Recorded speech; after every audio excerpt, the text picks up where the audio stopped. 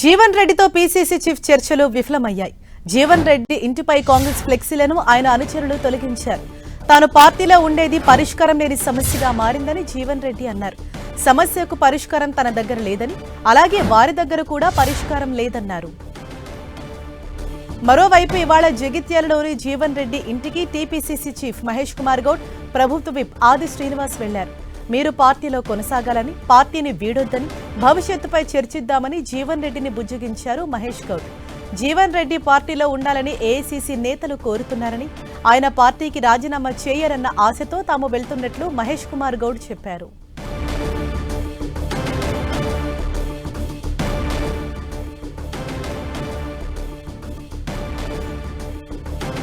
దీనిపై మరింత సమాచారం మా ప్రతినిధి సతీష్ మనకు అందిస్తారు. సతీష్, అంటే మొత్తానికి ఎటువంటి చర్చలు అన్నవి కొనసాగాయి? అంటే జీవన్ రెడ్డి చెప్తుంది సమస్యకు పరిష్కారం నా దగ్గర లేదు, పార్టీ దగ్గర కూడా లేదంటున్నారు కదా, ఓవరాల్ గా చర్చలు ఏ విధంగా సాగాయి? జీవన్ రెడ్డి బుజ్జగించేందుకు పీసీసీ ప్రెసిడెంట్ మహేష్ కుమార్తో పాటు ఇటు ఎమ్మెల్యే, అదేవిధంగా ప్రభుత్వ ఆది శ్రీనివాస్, అదేవిధంగా ఏఐసీ సెక్రటరీ సచిన్ సావంత్ వీరంతా వెళ్ళి మాట్లాడడం జరిగింది. అయితే జీవన్ రెడ్డి వెనక్కి తగ్గనట్లుగా కనిపిస్తుంది. జీవన్ రెడ్డి సమస్య లేని పరిష్కారం అని చెప్పి కొద్దిసేపటి క్రితం జీవన్ రెడ్డి వ్యాఖ్యలు చేశారు. ఈ అంశంపైన నాతో మాట్లాడేందుకు పీసీసీ ప్రెసిడెంట్ మహేష్ కుమార్ గౌడ్ ఉన్నారు. జీవన్ రెడ్డితో మాట్లాడారు. జీవన్ రెడ్డి ఏం చెప్పారు? పార్టీలో ఉంటా అంటున్నారా? ఏం నిర్ణయాన్ని వెల్లడిస్తున్నారు? జీవన్ రెడ్డి గారు అత్యంత సీనియర్ నాయకుడు తెలంగాణ కాంగ్రెస్ పార్టీలో. కాంగ్రెస్ పార్టీకి వారికి 83 నుంచి బంధం. కొంత 2023 ఎన్నికల్లో కాంగ్రెస్ పార్టీ గెలిచిన తర్వాత 63 సీట్లతో ప్రజాస్వామికంగా గెలిచినప్పటికీ కూడా బీజేపీ, బీఆర్ఎస్ పార్టీ వాళ్ళు ఈ ప్రభుత్వాన్ని కూడదోస్తామని, రాష్ట్రపతిని తీసుకొస్తామని బెదిరింపులకు పాల్పడినప్పుడు ఈ రాష్ట్రంలోని దాదాపు 10 మంది బీఆర్ఎస్ ఎమ్మెల్యేలు కాంగ్రెస్కి మద్దతుగా నిలిచినారు. దాంట్లో భాగంగానే జగిత్యాల ఎమ్మెల్యే సంజయ్ గారు కూడా వచ్చినారు. సో ఇన్నాళ్ళు కాంగ్రెస్ పార్టీని అంటుపెట్టుకున్నటువంటి జీవన్ రెడ్డి గారు కొంత ఇబ్బంది, ఆ క్యాడర్లో కొంత ఇబ్బంది మొదలైంది. ఆ కారణంగా వారు కొత్త కాలంగా అసంతో ఉన్నారు. మా సీనియర్ నాయకులంతా కూడా మాట్లాడినారు, వారితో వాస్తవ పరిస్థితులు తెలియజేసినారు. ప్రభుత్వానికి అండగా ఉంటామని ఎమ్మెల్యేలు వచ్చినప్పుడు మనం వారి యొక్క మద్దతు తీసుకుంటా ఉన్నాం. వాస్తవిక పరిస్థితుల్ని వారికి ఏఐసిసికి కానీ, మా స్థానిక నాయకత్వం కానీ, స్థానిక మంత్రులు కానీ వారికి చెప్పడం జరిగింది. అయినప్పటికీ కొంత ఇబ్బందిగా ఉన్నటువంటి పరిస్థితి, వారి పార్టీ ఒక వీడే పరిస్థితి ఉందని తెలిసి మొన్న శ్రీధర్ బాబు గారు, అబ్దుల్ లక్ష్మణ్ గారు, మేడిపల్లి సత్యం గారు మాట్లాడడం జరిగింది. నాకు ప్రత్యేకంగా వారితో ఉన్నటువంటి అనుబంధం దృష్ట్యా నేను కూడా వెళ్ళి మాట్లాడడం జరిగింది. ఇన్నేళ్ళ బంధాన్ని తెంచుకోవద్దని, దీన్ని పునరుద్ధరించుకొని కాంగ్రెస్లోనే ఉండాల్సిందిగా విజ్ఞప్తి చేయడం జరిగింది.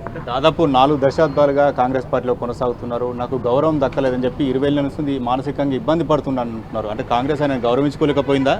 ఇప్పటి వరకు వారిని అన్ని రకాలుగా గౌరవించుకుంది పార్టీ. ఇటీవలే కొంత సమస్య వచ్చింది. 83 నుంచి వారిని ప్రతి ఎన్నికల్లో గౌరవిస్తూనే వచ్చింది, వారికి టికెట్ ఇస్తూనే వచ్చింది, వారు కూడా పార్టీకి సేవ చేస్తూనే వచ్చినారు. ఇప్పుడు కొంత ఇబ్బంది ఉంది. ఆ ఇబ్బందిని అర్థం చేసుకొని కొంత సర్దుకుపోవాలనేటువంటి మాట చాలాసార్లు చెప్పడం జరిగింది. ఇవాళ కూడా వారికి పార్టీలో ఉండి భవిష్యత్తులో ఏదైనా ఉంటే మాట్లాడుకుందామన్న మాట చెప్పడం జరిగింది. జీవన్ రెడ్డి సీనియర్ నేత ఉన్నారు, పార్టీ లైన్ దాటి ఆయన వ్యాఖ్యలు చేశారని చెప్పి మీరు అధిష్టానం భావిస్తుంది. ఎందుకంటే ఫిరాయింపు ఎమ్మెల్యేలో ప్రతిపక్షాలు ఆరోపణలు చేయాలి, కానీ మీ సంబంధించిన నాయకుడు ఆయన స్థానికంగా ఉన్న సమస్య పట్ల ఆయన ఆ వ్యాఖ్యలు చేస్తే మేము దాని పరిగణలోకి తీసుకోవాలి. ఎందుకంటే వారి సీనియారిటీ, వారికి ఉన్నటువంటి అనుభవం దృష్ట్యా మేము ఇవాళ చెప్పడం జరిగింది. వారు రేపు కార్యకర్త సమావేశం పెట్టుకున్నారు, కార్యకర్తల యొక్క అభిప్రాయాలు వింటామని చెప్పడం జరిగింది. పునరాలోచించుకొని పార్టీలో ఉంటారని ఆశిస్తా ఉన్నాను. అంటే సమస్యకు పరిష్కార మార్గాన్ని ఆయన చెప్పారా? అంటే సమస్య జటిలమైందని వారే చెప్తా ఉన్నారు. మరి ఏ రకంగా ముందుకు పోవాలో సూచించాల్సిన వారినే కోరినాను. రేపటిలోగా ఏం నిర్ణయం వస్తుందో వేచి చూద్దాం.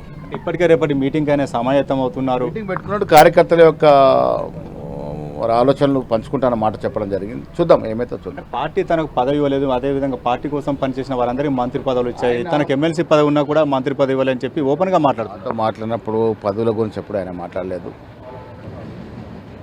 క్యాడర్కి పడుతున్న ఇబ్బందులు మాత్రమే చెప్పడం జరిగింది. దాన్ని ఏ రకంగా సరిచేయాలో అది చూద్దామన్న మాట కూడా చెప్పడం జరిగింది. చూద్దాం రేపు వారి కార్యకర్తలు ఇచ్చే అభిప్రాయాల మేరకు వారు ఏ రకంగా నిర్ణయం తీసుకుంటారు, దాన్ని బట్టి ఆలోచిద్దాం. ప్రతిపక్ష ఎమ్మెల్యేలకు కాంగ్రెస్లో ప్రయారిటీ ఇవ్వాల్సి వస్తుంది. జీవన్ రెడ్డి వంటి వారు చాలా మంది కూడా ఇబ్బంది పడుతున్నారు, ఓపెన్గానే కామెంట్ చేస్తున్నారు.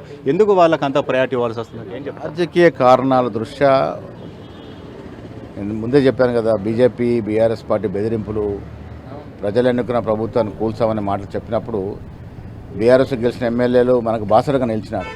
సో అక్కడ కొంత వారిని కూడా కొన్ని విషయాలు పరిగణలోకి తీసుకోవాల్సి వస్తుంది. ఏమైనా క్లారిటీగా చెప్పారా సార్ జీవన్ రెడ్డి పార్టీ వీడతాను వీడబోనని చెప్పి?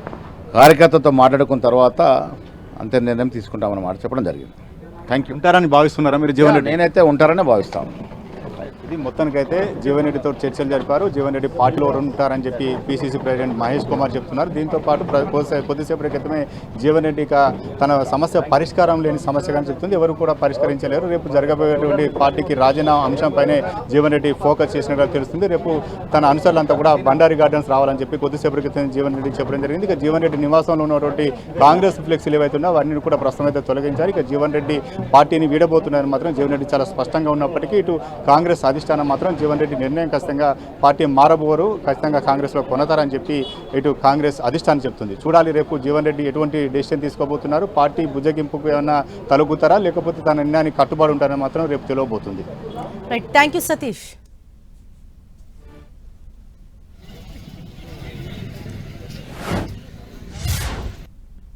ఉదయం 10 గంటలకు అనుకుంటున్నాం బండారు గార్డెన్లో అందరం కూడా కలిసికట్టుగా నా నిర్ణయాన్ని నేను ప్రకటించబోతున్నా.